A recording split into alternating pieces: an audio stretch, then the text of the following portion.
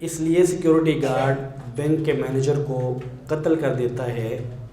کہ security guard کی دانست میں، اس کی سمجھ کے مطابق، اس کے فہم کے مطابق اس مینیجر نے رسول کریم صلی اللہ علیہ وسلم کی توہین کی تھی، گستاخی کی تھی۔ پوچھا کہ اس نے گستاخی کیا کی تھی، تو یہ کہنے لگا کہ ایک گستاخی یہ کی کہ یہ کہتا تھا کہ نبی کریم صلی اللہ علیہ وسلم اللہ کے مقابلے میں بے اختیار ہیں، اور اس نے دوسری گستاخی یہ کی کہ یہ کہتا تھا کہ فرض نماز میں جب آپ فرض پڑھ لیتے ہیں، سنتیں نہ بھی پڑھیں تو نماز آپ کی ہو جاتی ہے۔ یعنی یہ وہ اس کا بیان ہے جس میں دو چیزیں اس نے ذکر کی کہ یہ اس کی گستاخی کی وجہ تھی، تو اس سیکیورٹی گارڈ نے اس مینیجر کو قتل کر دیا۔ میں آپ بھائیوں کے سامنے ایک بات تو یہ رکھوں گا کہ انسانی جان اور ایک مسلمان کی جان، اس کی قدر و قیمت کیا ہے۔ دعویٰ یہ ہو کہ میں اسلام کی خاطر یہ کر رہا ہوں، میں رسول کریم صلی اللہ علیہ وسلم کی ناموس اور عزت کے لیے یہ کر رہا ہوں، کیا اسلام اس کی اجازت دیتا ہے؟ اور دوسری بات یہ ہے کہ کیا کسی شخص کو یہ حق حاصل ہے کہ وہ اپنی دانش کے مطابق، جس کو صحیح سمجھے اس کے مطابق جو چاہے سو کر گزرے؟ اسلامی ریاست، اسلام کے قوانین اور ضابطے اس بات کی اجازت دیتے ہیں۔ ہم بس اوقات اس لیے غیر قانونی حرکتیں کر جاتے ہیں کہ اسلامی ریاست یا پاکستان کا قانون تو اجازت نہیں دیتا، لیکن اسلام یہ کہتا ہے۔ تو میں یہاں یہ بتاؤں گا کہ اسلام یہ کہتا ہے کہ نہیں کہتا۔ اب رسول کریم صلی اللہ علیہ وسلم کی احادیث، قرآن مجید کی آیت مبارکہ، اللہ تعالیٰ فرماتے ہیں من اجل ذالک کتبنا علی بنی اسرائیل، اس وجہ سے ہم نے بنی اسرائیل کے لیے یہ لازم قرار دیا، ان کے لیے یہ بات لکھ دی، انہ من قتل نفسا بغیر نفس او فساد فی الارض فکأنما قتل الناس جميعا، کہ جس شخص نے کسی جان کو بغیر قتل کیے ہوئے، یعنی وہ شخص قاتل نہیں ہے، اس نے کسی کی جان لی نہیں ہے، بغیر کسی کو قتل کیے ہوئے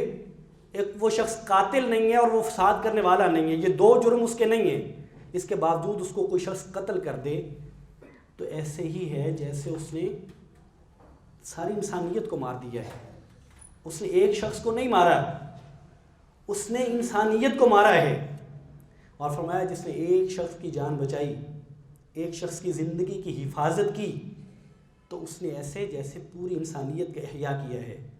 انسانیت کو زندہ کیا ہے، انسانیت کو بچایا ہے۔ اور رسول کریم صلی اللہ علیہ وسلم فرماتے ہیں لزوال الدنیا اہون عند اللہ من قتل رجل مسلم، سنن نسائی، جامع ترمذی میں یہ حدیث مبارکہ موجود ہے۔ علامہ البانی اس حدیث مبارکہ کو صحیح کہتے ہیں سند کے اعتبار سے۔ آپ صلی اللہ علیہ وسلم فرماتے ہیں کہ دنیا کا مٹ جانا، غور کریے گا، دنیا کا مٹ جانا اللہ کے نزدیک اتنا اہم نہیں ہے، اللہ کے نزدیک اتنی اس کی قیمت نہیں ہے جتنی قیمت اس بات کی ہے کہ کوئی شخص کسی ایک مسلمان کو بلا وجہ قتل کر دے۔ اور رسول کریم صلی اللہ علیہ وسلم فرماتے ہیں، ابو داؤد میں حدیث مبارکہ موجود ہے، من قتل مؤمنا فاعتبت بقتله لم يقبل اللہ منہ صرفا ولا عدلا، کہ اگر کسی شخص نے کسی مومن کو قتل کیا اور اس کو قتل کرنے پر خوشی کا اظہار بھی کیا، تو آپ صلی اللہ علیہ وسلم فرماتے ہیں کہ اللہ تعالیٰ اس کی نہ فرض عبادت قبول کرتے ہیں نہ نفل عبادت قبول کرتے ہیں۔ اور اگر آپ دیکھتے ہیں میڈیا اور اگر آپ پڑھتے ہیں تحریریں، تو آپ نے پڑھا ہوگا، آپ نے دیکھا ہوگا کہ جس شخص کی جان لی گئی ہے، لوگوں نے اس کے جا کے اس کے جو فیس بک پیج تھا یا سوشل میڈیا پہ جو اس کے اکاؤنٹس تھے ان کو دیکھا تو وہ شخص آپ صلی اللہ علیہ وسلم کے لیے نعرے لگانے والا ہے، وہ شخص فرانس کے خلاف احتجاج کرنے والا ہے کہ فرانس نے آپ صلی اللہ علیہ وسلم کے گستاخانہ خاکے چھاپے تو اپنی ڈی پی بدل دیتا ہے آپ صلی اللہ علیہ وسلم کی محبت میں، اس کے وال پہ جا بجا آپ صلی اللہ علیہ وسلم کی احادیث نظر آتی ہیں۔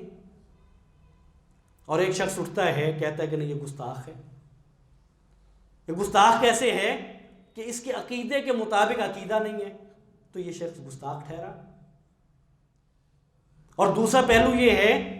کہ یہ ملازم ہے، وہ اس کا افسر ہے، یہ اس سے چھٹی لے کے جاتا ہے، اسی کی اجازت سے آتا جاتا ہے.